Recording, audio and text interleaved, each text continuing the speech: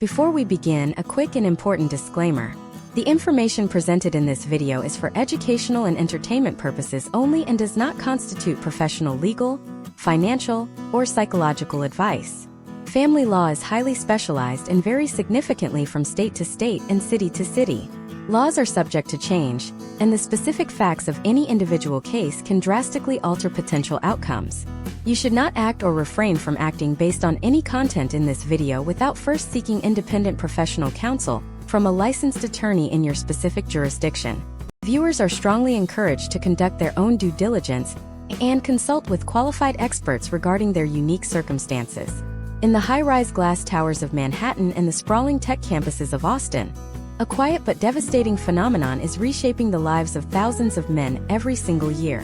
The statistics are no longer a secret, yet they remain jarring. In the United States, approximately 70% of divorces are initiated by women. When you narrow that lens to college-educated couples living in major metropolitan hubs like Seattle, San Francisco, or Boston, that number reportedly climbs toward 90%. For the modern American man, the dissolution of a marriage in a major city is not just a personal heartbreak. It is a complex, high-stakes legal and financial event that can dismantle decades of wealth accumulation and personal stability in a matter of months.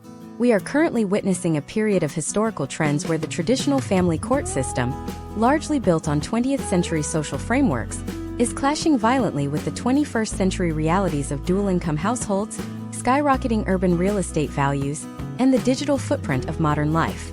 If you are sitting in a home you spent 15 years paying for, looking at a retirement account you built through 1,000-hour work years, and realizing the life you knew is ending, you are standing at the edge of a specialized legal machine. This video is the first part of a 10-part deep dive designed to provide a comprehensive masterclass on navigating this landscape.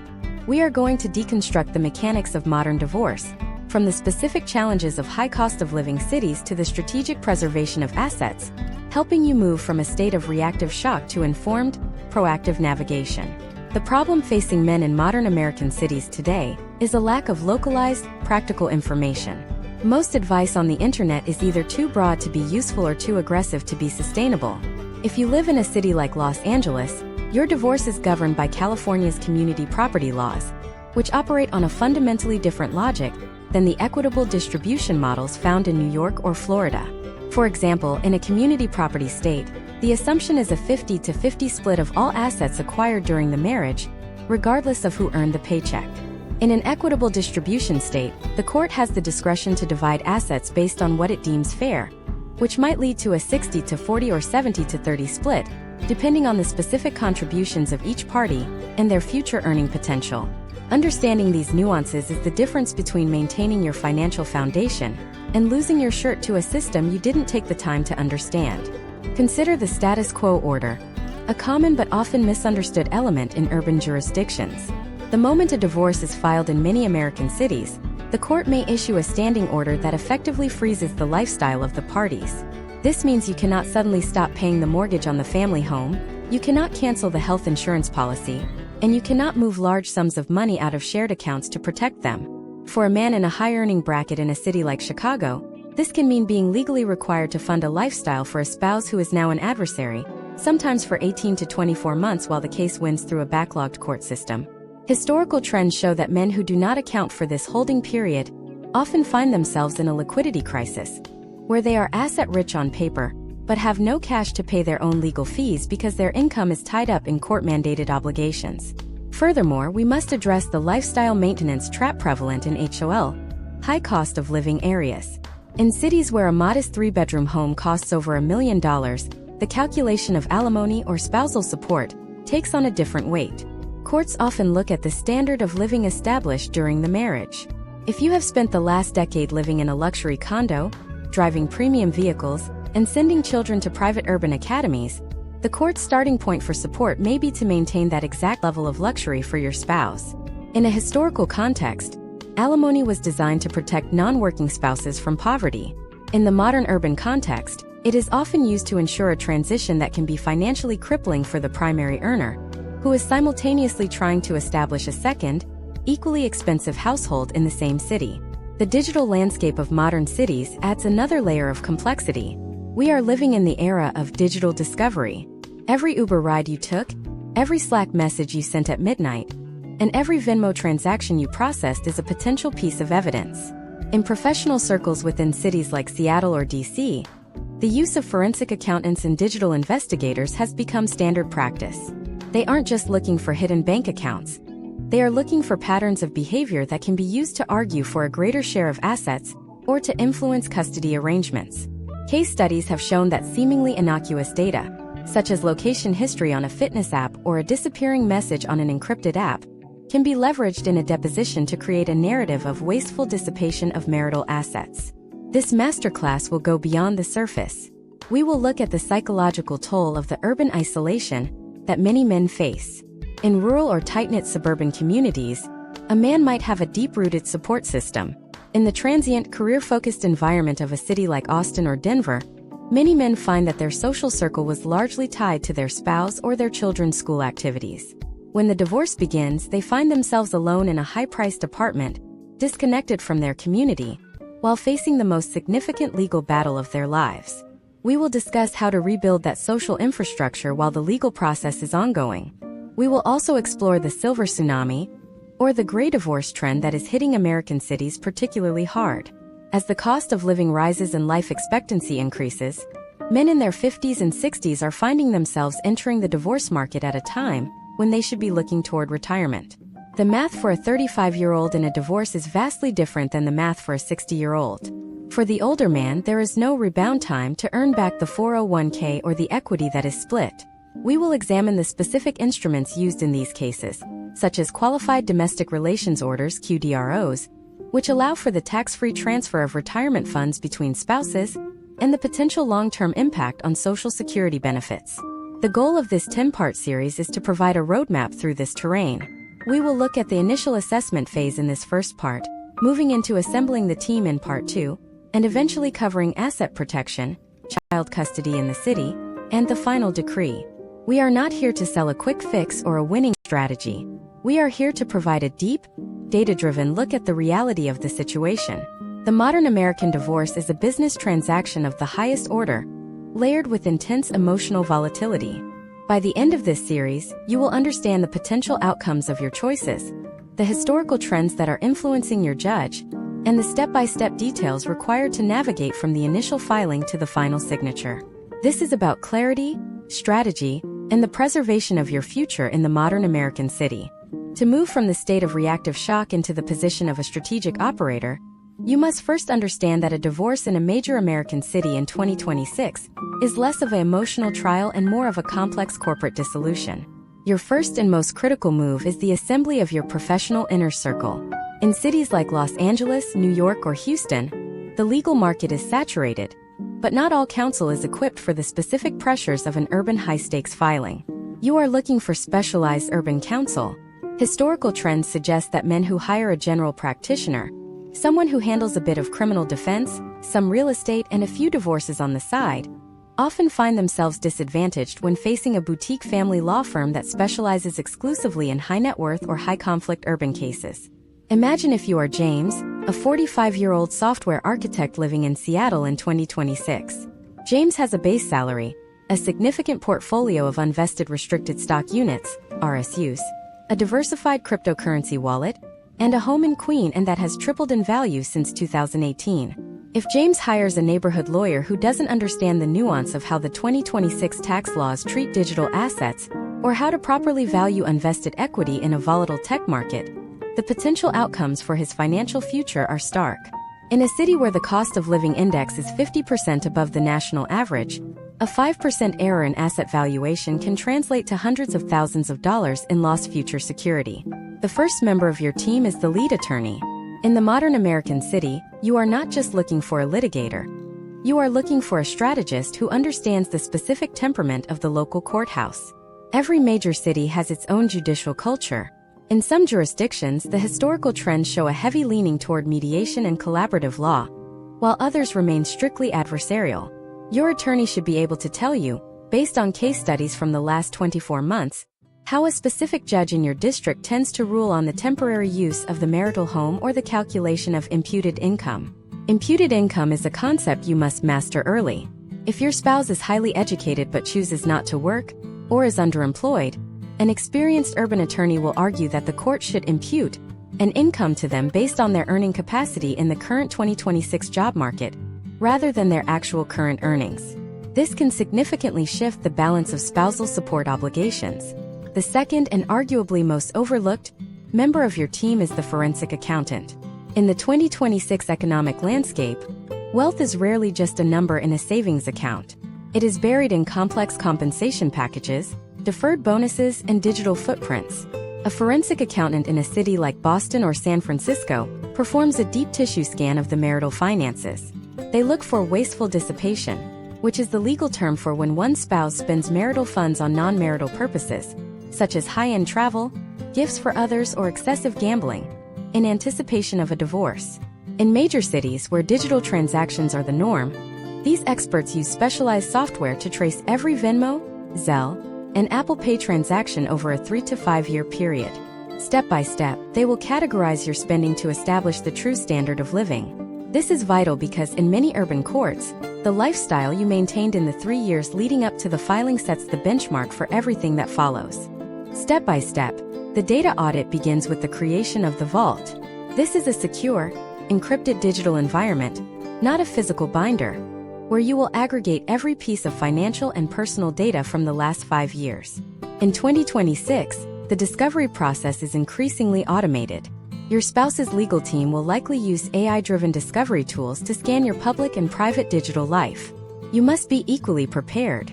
Your vault should include 5 years of federal and state tax returns, including all schedules and W-2s. It must house 12 months of statements for every single account with your name on it, including checking, savings, brokerage, 401k, IRA, and even retail store credit cards. A critical detail for men in cities like Austin or Denver involves the valuation of the primary residence. In 2026, urban real estate is no longer a guaranteed upward trajectory. It is a complex asset. You need a specialized appraiser who understands the neighborhood-specific fluctuations. If your home has a high-interest mortgage from the 2024 to 2025 period, the equity might be less than the paper value suggests. Case studies show that men often fight to keep the house for emotional reasons or for the children, only to realize 6 months later that the carrying costs, taxes, insurance, and maintenance in a high-inflation city make it a liability rather than an asset. Your team must run a long-term viability analysis on every major asset before you decide which hill to die on during negotiations. Now let us discuss the silent professional on your team, the divorce coach or specialized therapist. In the hyper-competitive, high-pressure environments of cities like DC or Chicago, the psychological toll of a divorce can lead to executive burnout. If your performance at work slips because you are spending 8 hours a day arguing with your spouse over text or obsessing over legal filings, you are damaging the very income stream that funds your defense.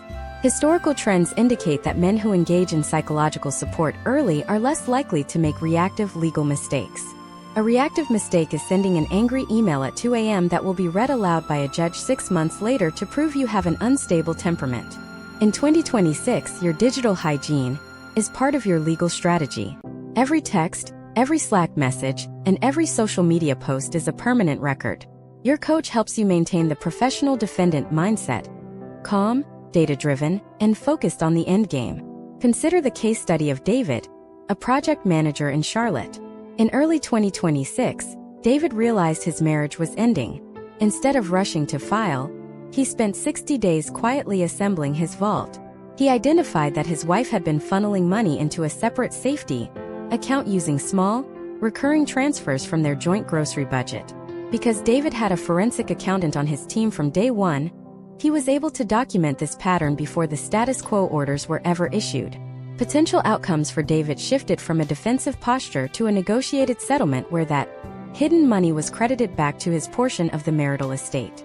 You must also account for the urban custody dynamic. In modern cities, joint legal custody is the standard, but physical custody is where the battle for your future time and resources is fought. If you live in a city with heavy traffic and long commutes, like Atlanta, a 50-50 split that involves midweek transitions can be a logistical nightmare that impacts your ability to work and your children's stability. Step by step, you must build a logistical feasibility map. Where will you live? How far is it from the school? How does the city's infrastructure support your proposed parenting plan? Courts in 2026 are increasingly looking at the practicality of the plan, not just the fairness of the hours. The assembly of this team and the collection of this data is the foundation upon which your entire case will sit. If the foundation is cracked, if you hide an account, if you hire the wrong lawyer, or if you neglect your mental health, the structure will collapse under the weight of the urban court system. We have established the who and the what. You now have your vault and your inner circle. But as you prepare to move forward, a new and more dangerous variable emerges. The moment the papers are served, the financial freeze begins. But there is a specific window of time, the pre-filing shadow, where the most significant strategic advantages are either won or lost. Most men wait until they are served to act. The high retention strategy requires you to understand what happens in the 48 hours before and after the official notice of service hits the desk. What are the invisible assets that your spouse's team is already tracking? How do you protect your professional reputation in a city where everyone is connected on LinkedIn and industry gossip moves faster than a court order? In the next part, we are going to dive into the first strike mechanics and the protection of your professional identity in the digital age. We will look at how to secure your digital life before the electronic discovery window slams shut, and the one move that 90% of men miss that costs them their most valuable leverage point in the first week of the case. The move that 90% of men miss, which frequently costs them their primary leverage in the first 7 days of a filing, is the failure to secure their digital perimeter before the first legal volley is fired. In the year 2026, your identity is not just a physical presence. It is a sprawling network of synchronized data, shared cloud storage, and integrated smart home devices. If you are living in a connected urban environment like Philadelphia or Phoenix, your life is likely managed through a series of shared administrative privileges. Most men assume that their personal privacy remains intact simply because they have a passcode on their phone. However, historical trends in urban family law show that the digital-first strike is often the most effective tool used against high-earning men. Imagine if you are Marcus, a senior vice president of operations for a logistics firm in Phoenix in 2026. Marcus has spent the last decade building a reputation for being disciplined and composed. When the friction in his marriage reaches a breaking point, he assumes he has time to figure things out. But while Marcus is focusing on his quarterly reports, his spouse is working with the legal team that understands the power of administrative access. One Tuesday afternoon, Marcus discovers he is locked out of the family's primary email account, which is the recovery email for his personal accounts. His smart home hub, which controls the security cameras and the smart locks on his home in Scottsdale, has had the administrator password changed. Suddenly, Marcus is not just facing a divorce. He is a stranger in his own digital life, unable to access the very documents he needs for his vault. Step by step, you must execute a digital audit that precedes any formal legal conversation. This is not about hiding assets. It is about securing your ability to communicate and defend yourself. The first step is the creation of a clean communications channel. In 2026, you cannot rely on an old Gmail or Outlook account that has ever been accessed on a shared device. You need a new encrypted email address, ideally using a provider known for privacy, with a password that has never been used for any other service. This email should be protected by hardware-based two-factor authentication, such as a physical security key, rather than SMS-based codes which can sometimes be intercepted via shared tablet devices or linked Apple Watches. The second step involves cloud decoupling. If you are on a family plan for cloud storage, your photo library, your location history, and your document backups are essentially public record for the other party. Historical trends show that location services are frequently used in the early stages of a divorce to build a narrative of neglect or to catch a spouse in a location that can be framed negatively. If you are seen at a high-end lounge or a casino in the middle of a workday in 2026, that data point can be used in a deposition to argue for a lack of fiscal responsibility. You must systematically sign out of all shared devices and change the administrative ownership of your personal data streams.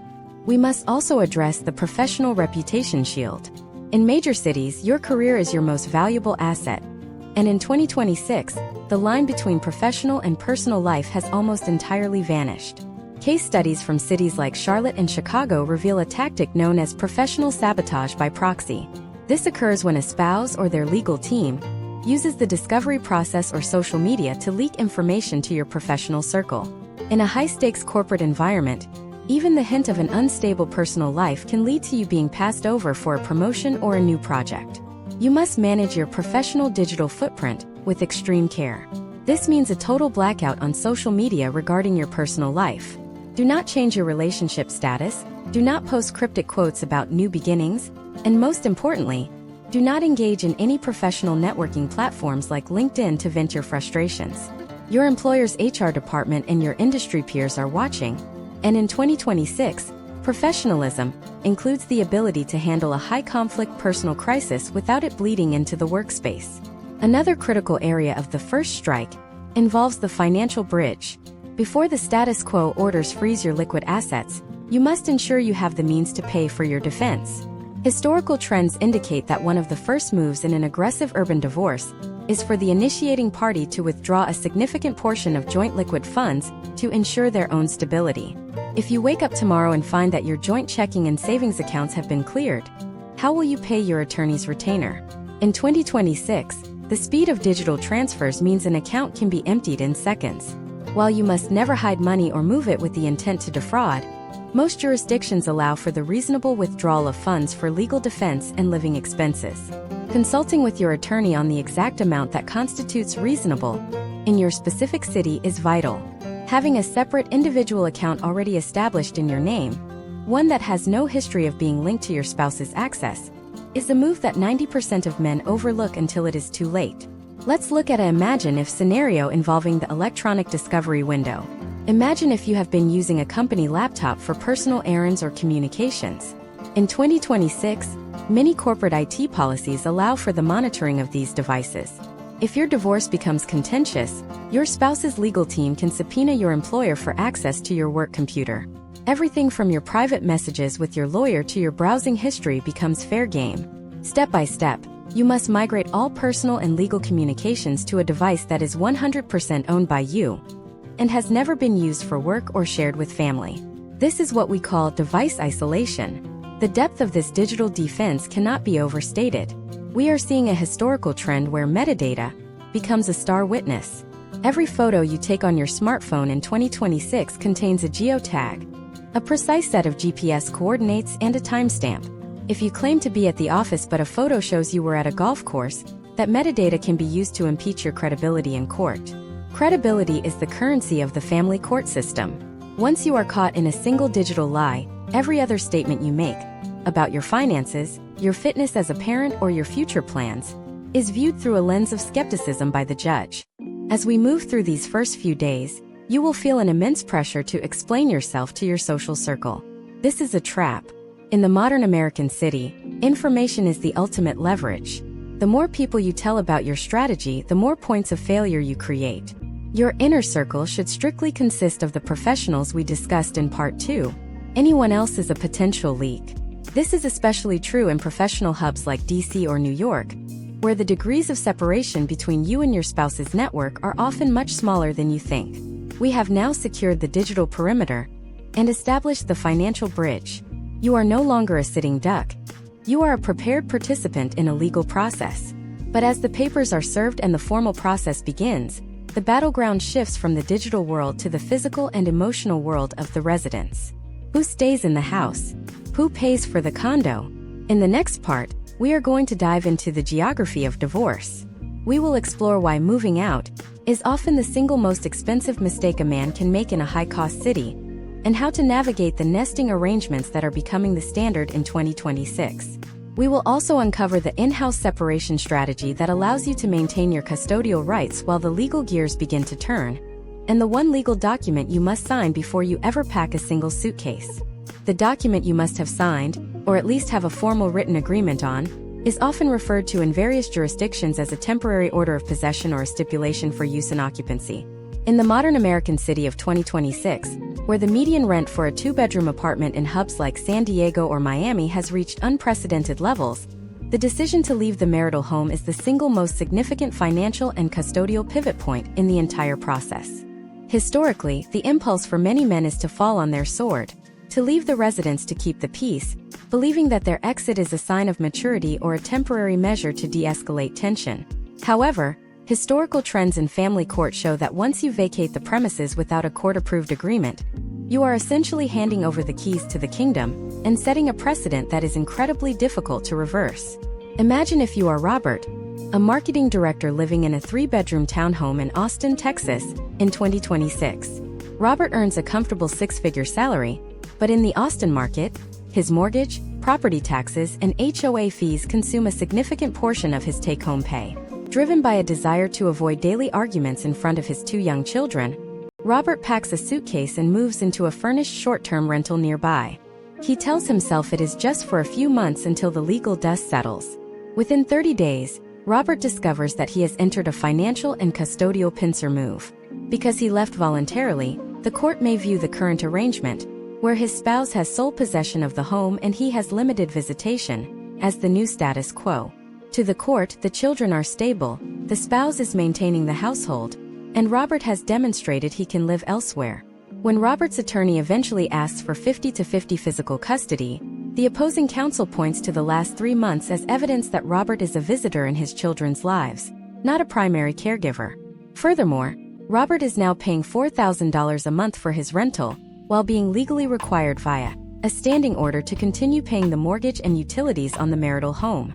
In the 2026 economy, very few men can sustain 2 high-end urban households simultaneously without depleting their retirement assets or taking on massive high-interest debt. This is why the strategy of in-house separation has become the tactical standard for men navigating divorce in 2026. This is not merely living under the same roof. It is a meticulously documented legal state where you and your spouse are living separate lives within the same 4 walls. Step by step, an effective in-house separation involves a clear physical and financial boundary. You move into a separate bedroom. You create a shared digital calendar that dictates exactly who is responsible for the children at what hour, effectively mimicking a 50-50 custody schedule while still in the home. You establish separate shelves in the refrigerator and handle your own laundry and meals. In the eyes of the court, this data establishes that you are a dedicated, present parent who refused to abandon your custodial rights or your equity in the home. However, staying in the home requires a professional defendant mindset. In high-conflict urban environments, the risk of a he said, she said incident is a constant shadow. Case studies show an increase in the use of temporary restraining orders as a tactical move to forcibly remove a spouse from a home. To mitigate this risk in 2026, men are increasingly utilizing internal neutrality. This means keeping your door locked when you are in your separate space, avoiding all verbal arguments, and conducting all non-essential communication with your spouse via text or a court-approved parenting app. This creates a digital trail that proves you are maintaining a calm, non-confrontational environment. If a false allegation is made, your documented history of professional, isolated behavior within the home serves as your primary defense.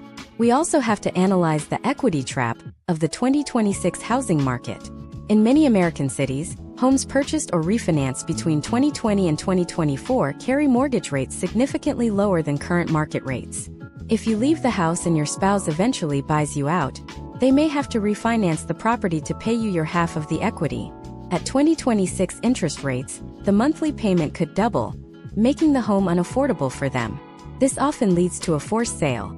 If you want to keep the house, or if you want to ensure the equity is extracted at the highest possible value, you must remain in possession.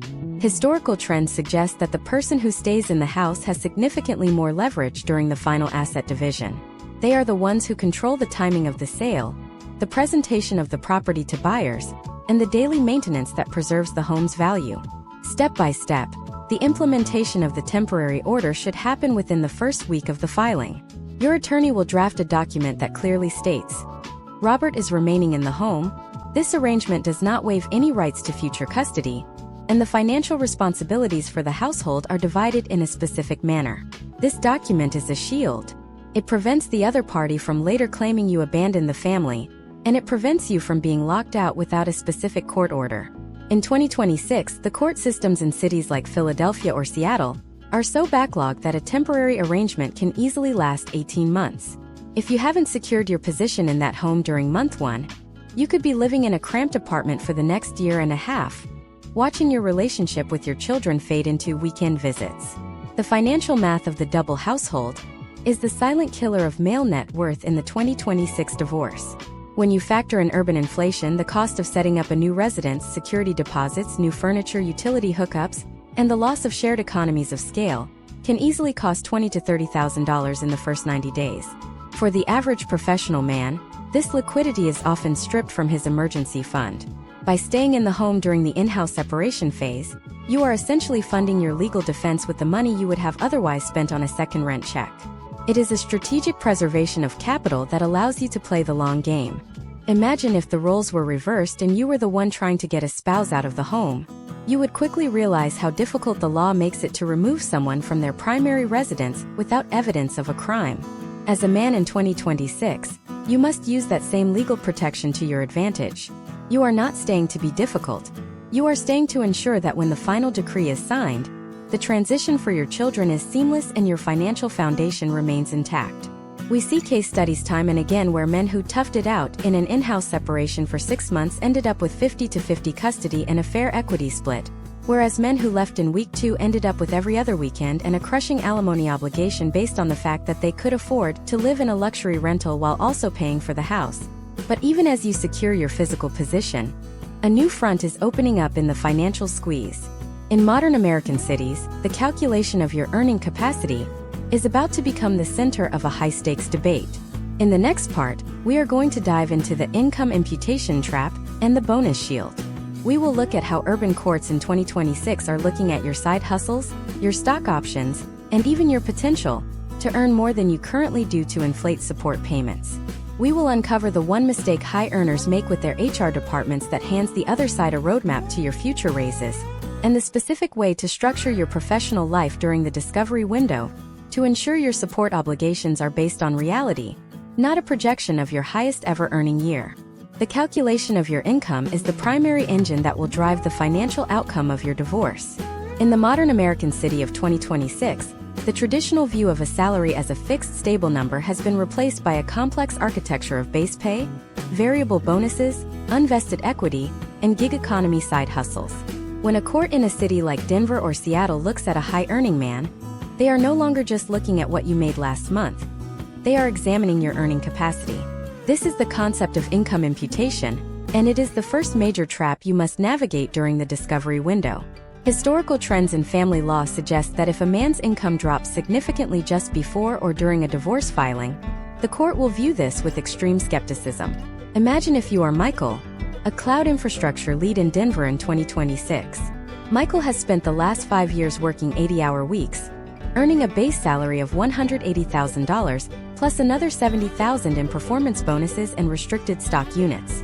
Burned out and facing a divorce, Michael decides to take a lower-stress position at a different firm that pays only $140,000, thinking this will also lower his potential child support and alimony obligations. In the 2026 legal climate, Michael's spouse's attorney will likely request a vocational evaluation. This involves a court-appointed expert who analyzes Michael's resume, the current Denver tech job market, and Michael's historical earnings. The potential outcome is that the judge decides Michael is voluntarily underemployed. The court then imputes Michael's income at his previous $250,000 level, even though he is only actually taking home $140,000. Michael is now legally required to pay support based on money he is no longer making, creating a financial deficit that can lead to a rapid depletion of his remaining assets. Step by step, you must manage your professional trajectory with extreme care during the discovery window. If you are legitimately facing a layoff or a corporate restructuring, common in the 2026 tech and finance sectors, you must document every aspect of that transition. This is not about choosing to earn less. It is about proving that any reduction in income was involuntary.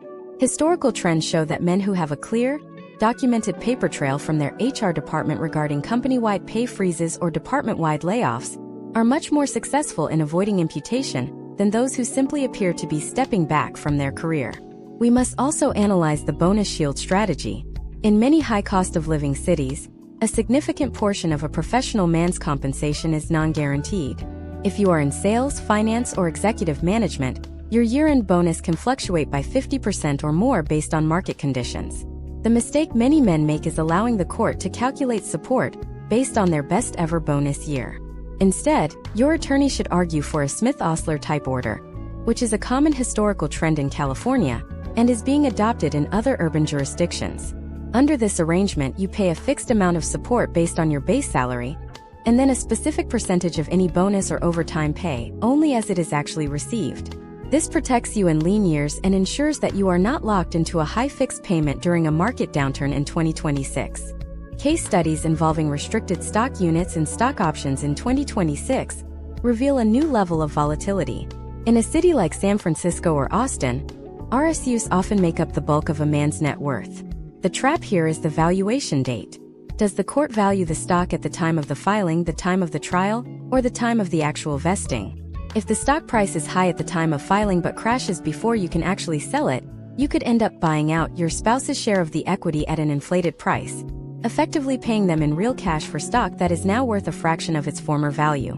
A strategic deep dive into your compensation plan is required.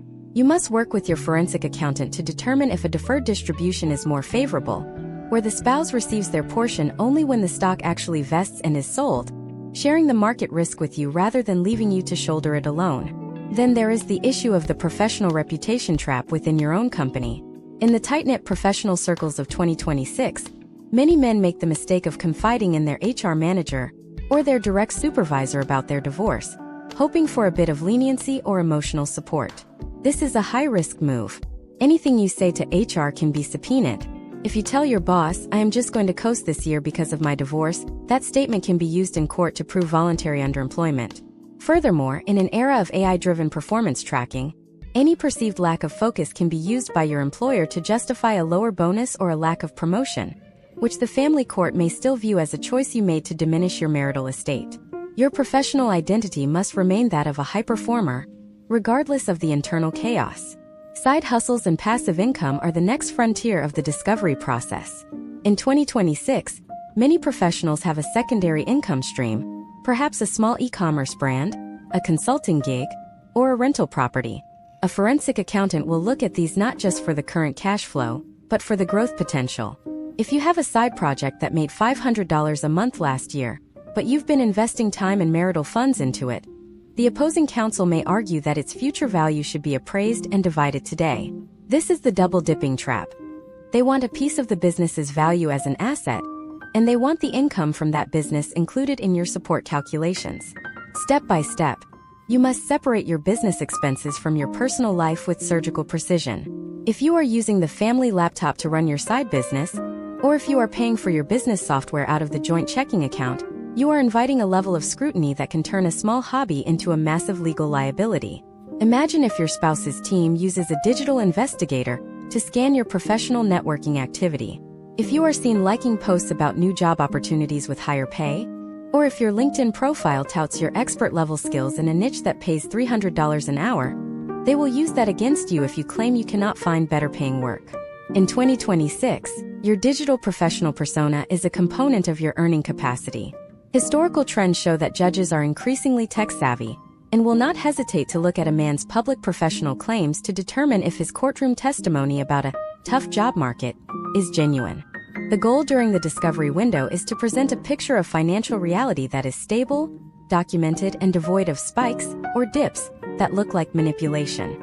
You are aiming for a support obligation that is sustainable in the long term, taking into account the high cost of living in your city and the inherent volatility of the 2026 economy. By understanding the mechanics of income imputation and the nuances of complex compensation, you move from being a victim of the support math to a participant who can influence the variables. But even with your income accurately defined, the most contentious battle of the modern urban divorce is not about the money, it is about the clock. In the next part, we are going to explore the custody architecture of the American city. We will dive into why the standard 50-50 split is often a trap for the high-performing professional man, and how to build a parenting plan that survives the scrutiny of a court-ordered social worker. We will look at the right of first refusal clause that can actually be used to prevent you from working late, and the one specific way to document your parenting time that makes it impossible for the other side to claim you are an absentee father. We are moving into the heart of the personal battle: how to maintain your relationship with your children while the city's legal machine tries to relegate you to a visitor. The transition from being a full-time resident father to a custodial schedule participant is where many men in modern American cities lose their footing. In the urban landscape of 2026, the concept of 50-50 custody is often presented as the standard, But historical trends show that the implementation of this split is where the true conflict resides. In high-density areas like New York, Chicago, or Los Angeles, 50-50 on paper can quickly become 80-20 in practice if you do not understand the logistical architecture required to maintain a presence in your children's lives. The court system evaluates your fitness not based on your intent, but on your documented availability and your ability to navigate the specific infrastructure of the city. Imagine if you are Chris, a senior director for a fintech firm in Chicago in 2026. Chris has been a dedicated father, but his career requires him to be in the loop by 8 a.m., and he often has evening calls with European or Asian markets. During the marriage, his spouse handled the majority of the school runs and extracurricular coordination. Now, as he enters the divorce process, Chris pushes for a 2-2-3 rotation, 2 days with parent A, 2 days with parent B, and 3 days for the weekend. On the surface, it looks like a fair split. However, Chris lives in Lincoln Park while his children attend a specialized school in the West Loop. In the 2026 Chicago traffic environment, that 20-minute drive can become 60 minutes during peak hours. If Chris is late for school pickup 3 times in a month, his spouse's legal team will use those data points to argue that Chris is prioritizing his career over his custodial responsibilities. Potential outcomes in this scenario often include a court-ordered modification that reduces Chris's weekday time, relegating him to a visitor status regardless of his 50-50 intentions. Step by step, the construction of your parenting plan must begin with the logistical audit. This is a granular analysis of the city's geography in relation to your children's daily lives. You must map out every school, doctor's office, and sports facility. In 2026, many urban judges are looking for a proximity radius. If you choose to move into a luxury bachelor pad that is 45 minutes away from the children's primary school, you are effectively handing the other side a weapon. Historical trends indicate that fathers who remain within a 10-to-15-minute radius of the school are significantly more likely to maintain a true 50-to-50 split. Your parenting plan must account for urban contingencies: who handles the pickup when the subway is delayed, or when a major tech conference shuts down 3 blocks of the city center. If you don't have a documented support network, a local nanny, a relative, or a trusted neighbor who can act as a backup, the court may view your schedule as too fragile for a 50-to-50 arrangement. One of the most dangerous clauses in a modern urban parenting plan is the right of first refusal, ROFR. This clause states that if one parent is unable to care for the children for a specific period of time during their scheduled custody, they must offer the other parent the opportunity to take the children before calling a babysitter or a third party. In 2026, where professional men in cities like DC or Seattle often work unpredictable hours, an overly restrictive ROFR can become a surveillance tool. If your ROFR is set at 4 hours, and you have a late meeting that keeps you at the office until 7 p.m., you are legally required to call your ex-spouse and offer them that time. Case studies show that high-conflict spouses will use this to collect data on how often you are unavailable, eventually using it as evidence to permanently reduce your custodial time. Step by step, you must negotiate the ROFR window. In a major city, a 6 to 8 hour window is more realistic for a working professional, ensuring that a simple work delay doesn't trigger a legal notification or a breach of the order. In 2026, the courtroom has moved into the data age. You can no longer rely on your testimony that you are an active father. You must be a documented father. This means utilizing court-approved parenting apps like Our Family Wizard or Talking Parents for all communication. Historical trends show that judges increasingly ignore text messages and emails, preferring the tamper-proof logs of these specialized apps. Step by step, you must build your parenting portfolio. This includes being the one who logs into the school portal to check grades, the one who communicates with the pediatrician via the patient portal, and the one who signs up for the volunteer slots at the city's youth soccer league. In the 2026 urban environment, passive parenting, simply being in the room while the children are on their devices, is not enough. You must document active parenting moments. When you take the kids to the local museum or the park, keep the digital receipts. If you are the one who buys the new school shoes or pays for the music lessons, ensure those transactions are clearly labeled in your vault. This data creates a shield against the absentee father narrative that is frequently used against high-earning men. We must also prepare for the guardian ad litem, JL, or the court-appointed social worker. In cities like Boston or San Francisco, where the courts are overwhelmed, a JL is often the eyes and ears of the judge. When this person visits your urban residence, They are not looking for luxury. They are looking for stability and integration. A common mistake men make is keeping their new apartment looking like a hotel room. Case studies show that a GAL is looking for the child's footprint. Do they have their own dedicated space? Are there toys, books, and school supplies that belong specifically to your home? Is there a routine posted on the refrigerator? Step by step, your interaction with the JL should be professional but warm. Do not use the time to complain about your spouse. Instead, focus entirely on the best interest of the child factors. Talk about the city-specific advantages you provide. Exposure to cultural institutions, proximity to specialized tutoring, or the diverse social circle the children have in your neighborhood.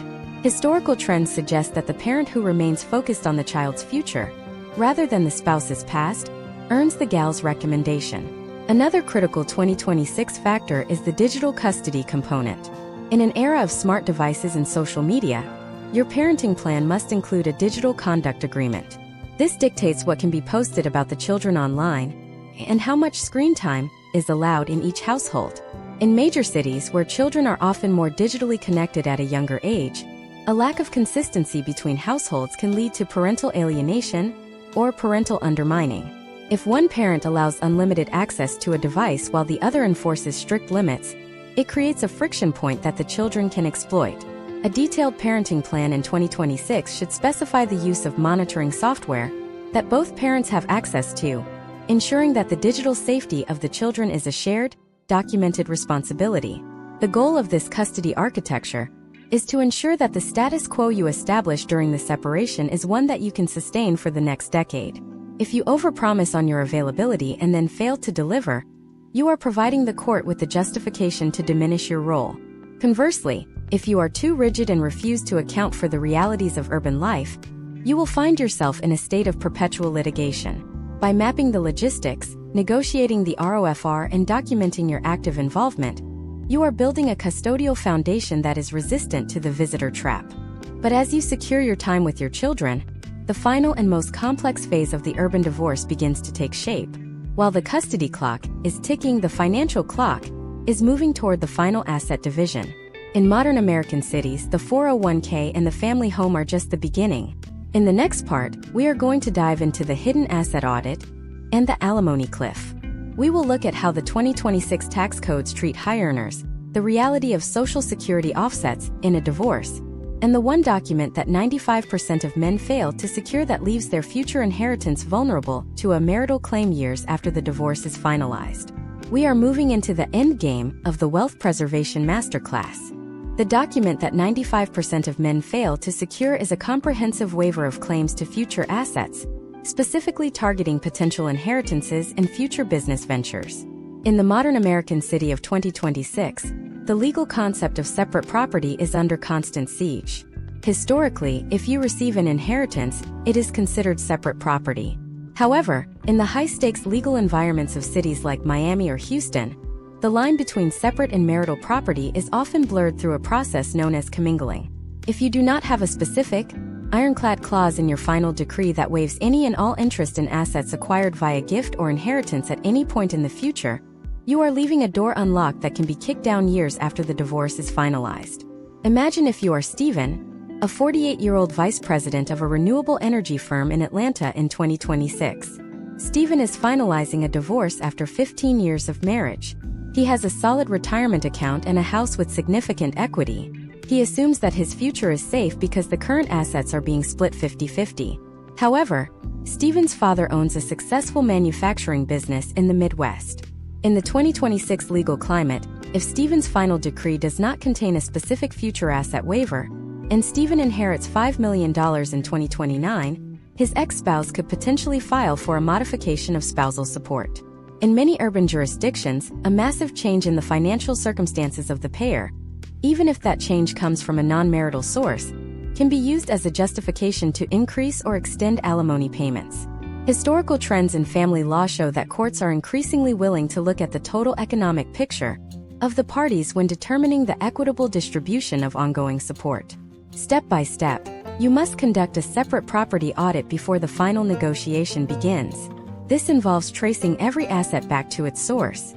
If you owned a condo in San Diego before you were married, and you sold that condo to put a down payment on a larger family home in 2020, you are entitled to a separate property credit for that initial investment. However, in 2026, the burden of proof is entirely on you. You must produce the closing disclosure from 2020, the bank statement showing the transfer of funds, and the paper trail that proves the money was never placed into a joint account for more than a transitory period. Case studies show that men who cannot produce these documents lose their separate property credits 90% of the time. The court simply defaults to the assumption that the asset is marital. This is why the vault we discussed in Part 3 is your most powerful weapon in the endgame. We must now address the hidden asset audit and the rise of the lifestyle analysis. In the 2026 urban economy, hidden assets are rarely found in secret Swiss bank accounts. They are found in the delta between your reported income and your lifestyle. Forensic accountants in cities like New York or San Francisco now use AI-driven lifestyle audits. They look at your Instagram geotags, your LinkedIn professional networking events, and your digital footprint to estimate what your life actually costs. If you are reporting an income of $200,000 but your lifestyle, inclusive of luxury gym memberships, high-end dining, and international travel, suggests a spend of $400,000, the court will assume you have undisclosed income streams. This can lead to a negative inference, where the judge assumes the worst about your finances and awards a higher percentage of the known assets to your spouse as compensation. Potential outcomes for men caught in a lifestyle audit are severe, often involving the payment of the other side's legal fees and a significant inflation of support obligations. The alimony cliff is the next major hurdle. In 2026, the era of permanent alimony is largely over in most American cities, replaced by durational alimony. However, the duration is often longer than men expect. A historical trend in many states is to set alimony at 30 to 50% of the length of the marriage. If you have been married for 20 years, you could be looking at paying support for a decade. Furthermore, the 2026 tax environment has fundamentally changed the cost of alimony. Since the federal tax laws no longer allow the payer to deduct alimony payments, a $5,000 monthly payment is now $5,000 of post-tax money. If you are in a high tax bracket in a city like Los Angeles, you have to earn nearly $9,000 pre-tax to make that $5,000 payment. This is the alimony multiplier that breaks many men's financial backs. Step by step, your attorney must negotiate for a step-down provision. This is a clause where the alimony amount automatically decreases every 2 or 3 years, incentivizing the recipient to become self-sufficient and providing you with a clear path to financial independence. Social Security and retirement offsets are another critical component of the Wealth Preservation Masterclass. If you have been married for 10 years or longer, your ex-spouse is entitled to claim Social Security benefits based on your work record, provided they do not remarry. While this does not reduce the amount you receive, it is a piece of leverage in the overall negotiation. More importantly, we have to look at the Qualified Domestic Relations Order, or QDRO. This is the legal instrument used to split a 401k or a pension. In 2026, the Market Volatility Clause in a QDRO is essential. If the market crashes between the day you agree to the split and the day the funds are actually moved, who bears the loss? Without a specific clause stating that the split is based on a percentage of the account value at the time of transfer, rather than a fixed dollar amount, you could end up handing over a much larger portion of your remaining nest egg than you intended. Imagine if you have a significant pension from a long career in a city-specific industry, like the aerospace sector in Seattle or the film industry in Georgia. The court will use a formula, often called the Majoska's formula, to determine the marital portion of that pension. This involves a fraction, the years of service during the marriage divided by the total years of service. Historical trends show that men who stay in their careers for many years after the divorce can significantly dilute the percentage the ex-spouse receives, but only if the language in the final decree is precise. The goal of the Part 7 Masterclass is to move you away from the current snapshot and toward long-term insulation. You are not just trying to survive the next 12 months, you are trying to ensure that in 2036, you are not still paying for the mistakes of 2026.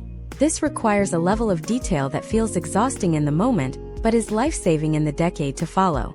You must insist on the global release of all claims, the future inheritance waiver, and the step-down support schedule. As we approach the final signature, the focus shifts from the spreadsheet to the settlement table. The legal battle is almost over, but the negotiation phase is where the most significant concessions are won or lost. In the next part, We are going to dive into the psychology of the settlement room. We will look at the mediation trap and how urban mediators often use exhaustion tactics to force men into signing unfavorable deals at 2 a.m. We will uncover the one-word edit that can save you $50,000 in future legal fees, and the specific way to use non-monetary assets, like vacation time or specific custody flexibilities, as high-value trading chips to protect your core wealth. We are entering the final negotiation phase, where your composure is your greatest asset. The atmosphere of the settlement room, whether it is a physical mahogany-paneled office in Midtown Manhattan or a series of sterile digital breakout rooms in a virtual mediation session, is designed to exert a specific type of psychological pressure. By the time you reach this stage in 2026, you have likely been embroiled in the legal process for 6 to 12 months. You are fatigued. Your legal bills have mounted. You are emotionally drained from the in-house separation and the discovery process. This is precisely when the mediation trap is set. Historical trends in high-conflict urban divorces show that a significant percentage of unfavorable settlements are signed between the hours of 10 p.m. and 2 a.m., during the final exhausted push of a marathon mediation session. The mediator, whose primary goal is to reach a settlement, not necessarily the most advantageous settlement for you, will often use exhaustion as a tool to bridge the final gap between the two parties. Imagine if you are Jason, a 42-year-old biotech consultant in San Francisco in 2026. Jason has been in mediation for 11 straight hours. He is hungry, he hasn't seen his children in 3 days, and he just wants the conflict to end.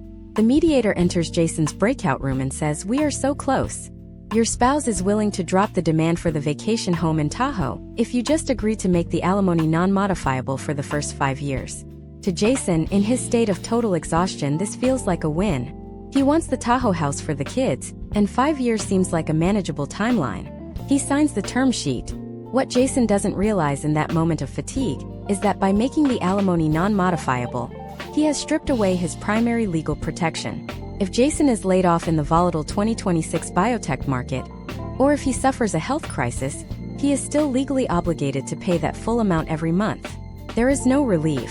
This is the exhaustion tactic in action, trading a tangible long-term legal protection for the immediate, short-term relief of ending a difficult day. Step by step, you must combat this by implementing a mandatory cooling-off period. A strategic professional in 2026 never signs the final settlement agreement in the room. You sign a non-binding memorandum of understanding or a simple term sheet, with a specific clause stating that the final agreement is subject to a 48-hour attorney review. This allows you to step away from the pressure cooker of the settlement room, get a full night's sleep, and review the math with your forensic accountant when your cognitive function is at its peak. Case studies show that men who insist on this 48-hour window often identify critical errors in the support calculations or the asset division that were glossed over in the heat of the negotiation. One of the most powerful tools in your arsenal during this phase is the one-word edit. In the legal world of 2026, the difference between a secure future and a decade of litigation often comes down to the precision of the language. Consider the phrase "substantial change in circumstances." This is the standard legal threshold required to modify a support order or a custody arrangement. However, if your agreement uses the word "any change in circumstances," you have essentially invited your spouse to take you back to court for a 5% raise or a minor shift in your work schedule. Conversely, you want to ensure that terms like "shall" are used instead of "may" when it comes to your spouse's obligations, such as their requirement to look for work or their responsibility to pay for their share of the children's health care. Step by step, you and your attorney must go through the settlement with a fine-tooth comb, looking for these ambiguity traps that the other side will exploit 3 years down the line. Now, let's discuss the strategic use of non-monetary assets as high-value trading chips. In the 2026 urban environment, time and flexibility are often more valuable than a few $1,000s in a brokerage account. If you have been following the masterclass, you have already secured your physical and digital perimeters. You now have leverage. Imagine if your spouse is desperate to keep the primary residence to maintain the children's social status in a specific DC neighborhood. You can use your willingness to give up your equity in the house as a chip to secure a non-modifiable, limited-duration alimony schedule. Or you can trade your share of a specific retirement account for the right of first refusal window we discussed in Part 6, or for the sole right to make decisions regarding the children's private schooling. A high-value trading chip that many men in cities like Boston or Seattle overlook is the tax exemption for dependents. In the 2026 tax landscape, the ability to claim children as dependents can provide significant savings for a high earner. If your spouse is in a lower tax bracket, that exemption is worth less to them than it is to you. You can buy that exemption by offering a slightly higher one-time lump sum payment. Historical trends show that these non-liquid trades often result in a much higher net worth retention for men over a 5 to 10 year horizon. You are essentially trading static assets for dynamic future cash flow and time. The psychology of the settlement room also requires you to master the art of the walk away. In 2026, the court backlogs in major American cities are a double-edged sword. While you don't want to wait 18 months for a trial, the other side doesn't want to wait either. If your spouse believes that you are genuinely prepared to take the case to a judge, because your vault is organized, your experts are ready, and your composure is unshakable, they are much more likely to make concessions at the mediation table. Composure is your greatest asset. If you appear desperate to settle, the price of that settlement will increase every hour. If you appear calm, patient, and willing to let the legal process play out to its logical conclusion, you shift the anxiety of the unknown onto the other party. Consider the case study of Mark, a partner at a law firm in Houston. During his 2026 divorce, Mark's spouse demanded 60% of the marital estate and 10 years of alimony. Mark's team spent the first 6 hours of mediation doing nothing but correcting the other side's financial errors. Mark sat in the room, said almost nothing, and focused on his tablet. When the mediator tried to pressure him by saying, "If we don't settle today, we are looking at a trial in 2027, Mark simply replied, "I have my calendar open for 2027. By 8 p.m., sensing that Mark was not going to break, the spouse's team dropped the alimony demand to 4 years and agreed to a 50-50 split of the assets. Mark's composure saved him nearly $700,000 in long-term obligations. As you finalize the deal, there is one last area of the endgame that is often neglected: the post-settlement implementation. In a city like Miami or Chicago, a signed agreement is just a piece of paper until the titles are transferred, the QDROs are processed, and the accounts are delinked. Step by step, your final decree must include a self-executing implementation schedule. This means the document doesn't just say the house will be sold, it says the house will be listed by with, and if no offer is accepted by, the price will be reduced by. This prevents the post-divorce friction that often leads men right back into the courtroom 6 months after they thought they were free. We have now navigated the high-stakes psychology of the negotiation and the precision of the final document. You have held your composure, traded your chips wisely, and avoided the exhaustion trap. But as the ink dries on the final decree, a new phase of the modern American divorce begins. The legal battle is over, but the professional and social re-entry is just beginning. In the next part, we are going to dive into the brand protection phase. We will look at how to manage the narrative of the divorce in your professional industry, how to handle the social media reveal in 2026, and the specific way to protect your career from the background check implications of a high-conflict filing. We are moving from the courtroom to the boardroom, ensuring that your professional future is as secure as your financial one. The moment the judge signs that final decree, a common misconception takes hold: the idea that the ordeal is over. In the high-velocity professional environments of American cities in 2026, the legal conclusion is merely the signal for the start of your brand protection phase. Your professional reputation is the engine of your future wealth, and in cities like New York, San Francisco, or Washington, D.C., where professional and social circles are tightly overlapping, a high-conflict divorce can leave a lingering sense of instability that data-driven recruiters and corporate boards are trained to detect. Historical trends in executive search and high-level consulting show that a perceived lack of personal stability is often equated with a liability in leadership. You must now pivot from legal defense to proactive brand management. Imagine if you are Daniel, a 46-year-old partner at a top-tier architectural firm in Chicago in 2026. For 18 months, Daniel has been focused on asset division and custody schedules.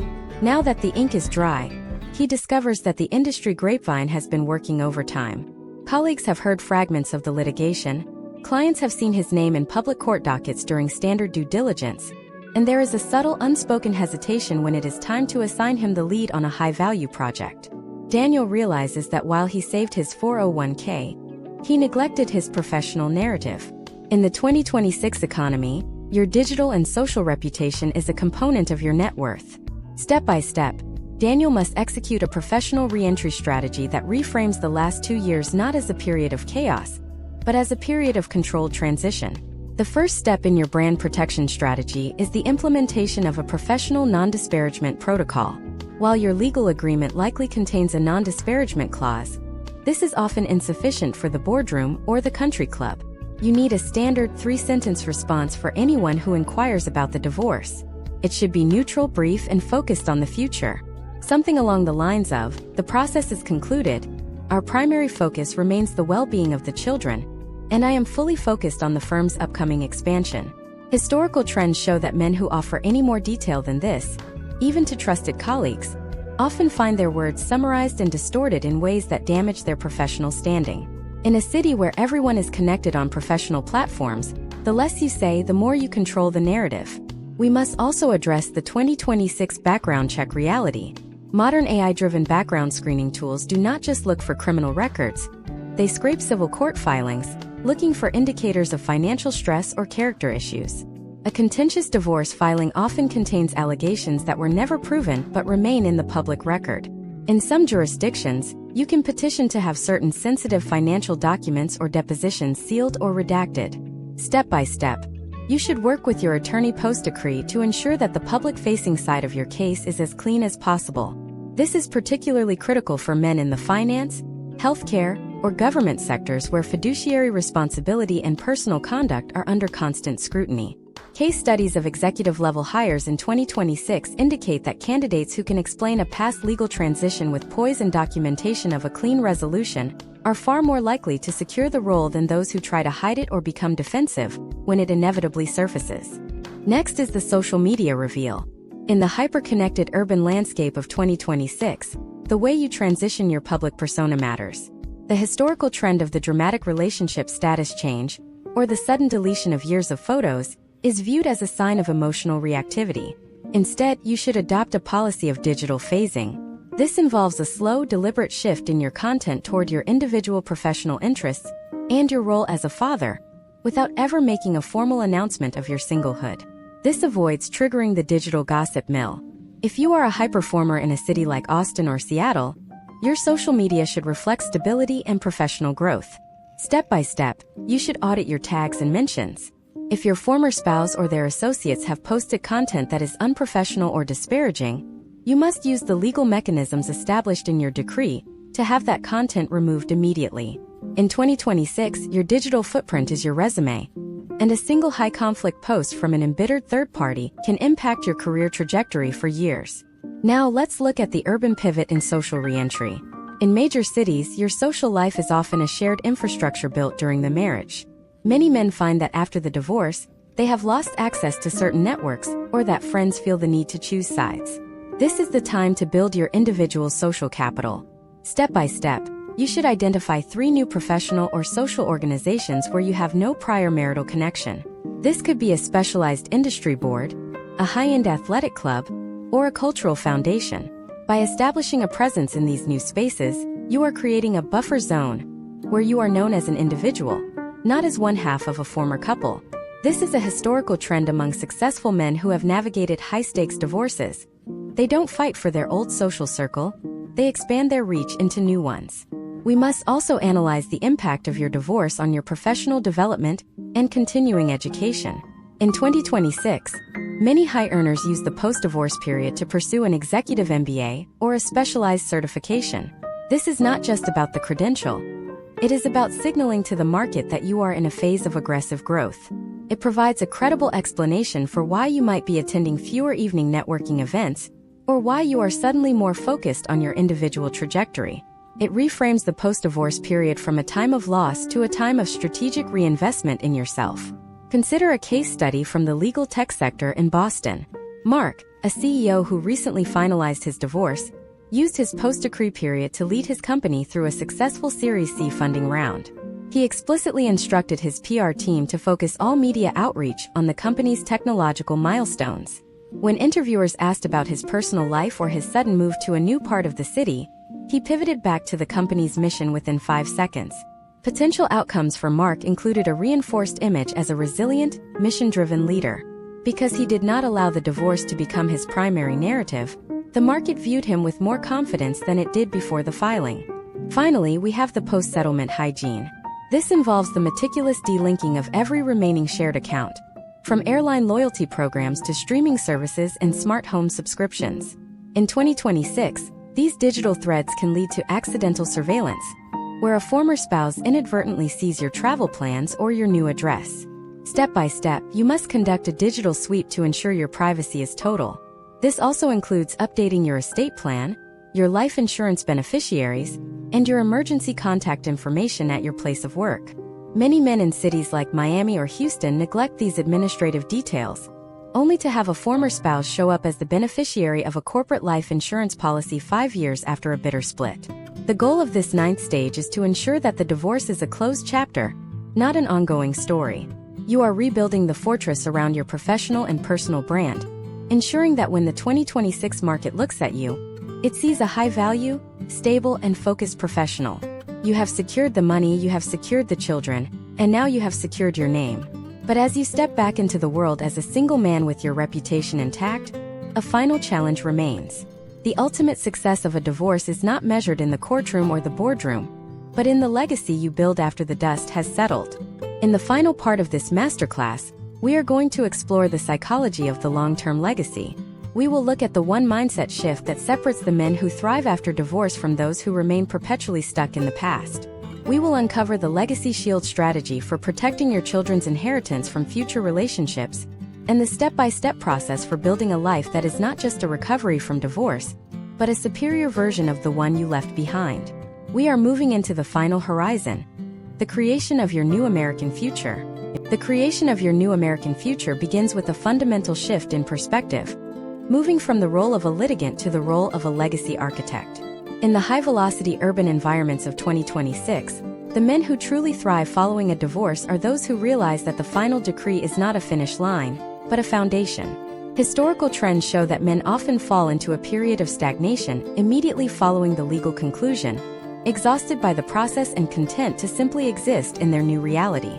However, the 2026 economic and social landscape rewards those who immediately pivot to securing their long-term legacy. This involves the implementation of what specialized estate planners call the legacy shield, a strategic layering of legal and financial protections designed to ensure that the wealth you preserved in your divorce actually reaches your children, rather than being diverted by future relationships or unforeseen liabilities. Step by step, the implementation of the legacy shield starts with a total overhaul of your estate planning documents. In major cities like Houston, Miami, or Chicago, the legal default for inheritance can be treacherous if you remarry. Imagine if you are Thomas, a 50-year-old executive in Houston, who successfully navigated a divorce in 2026. Thomas has 2 children and has managed to keep 40% of his original net worth. In 2028, Thomas remarries. If Thomas passes away without a legacy shield, the community property laws or elective share statutes in many states might automatically award a significant portion of his assets to his new spouse. If that spouse eventually remarries or has children of her own, the wealth Thomas fought for in 2026 could be entirely diverted away from his biological children. We must also address the financial reoptimization phase. In 2026, your tax status has changed from married filing jointly to single or head of household. This shift can be a shock to your cash flow. Step by step, you must work with your tax advisor to reevaluate your withholding and your investment contributions. Historical trends show that men who aggressively move their retained wealth into tax-advantaged urban real estate or diversified digital asset portfolios in the first 24 months post-divorce see a much faster recovery of their original net worth. You are no longer managing a household for 2. You are managing a growth fund for yourself and your heirs. This means looking at the opportunity zones in your specific city, areas like the revitalized waterfronts in Philadelphia or the tech corridors in Phoenix, where long-term capital gains can be shielded. As we conclude this 10-part masterclass, remember that the modern American city is a place of infinite reinvention. The legal machine you just navigated is designed to process the end of a contract, but it has no power over the beginning of your new chapter. You have the data, you have the strategy, and you have the vault. You have protected your digital perimeter, secured your physical residence, navigated the income imputation traps, and defended your custodial rights. You have emerged from the 2026 divorce cycle not as a victim of the system, but as a master of its mechanics. The path forward is now clear. You are standing in a modern American city with the wisdom of a veteran and the clean slate of a newcomer. Your future is not something that happens to you. It is something you design. This masterclass has provided the blueprint, but the construction belongs to you. The legacy you build from this moment forward will be the true measure of your success. This concludes our deep dive into the 2026 urban divorce landscape. But for those who have secured their freedom and their wealth, the story is just beginning. What happens when you decide to take that rebuilt capital and scale your influence in the next great American economic shift? In our upcoming series, we will explore the second act wealth engine, looking at how divorced high earners are leveraging their single filer status and refined risk tolerance to dominate the emerging markets of the late 2020s. The battle for your past is over. The race for your future has just begun.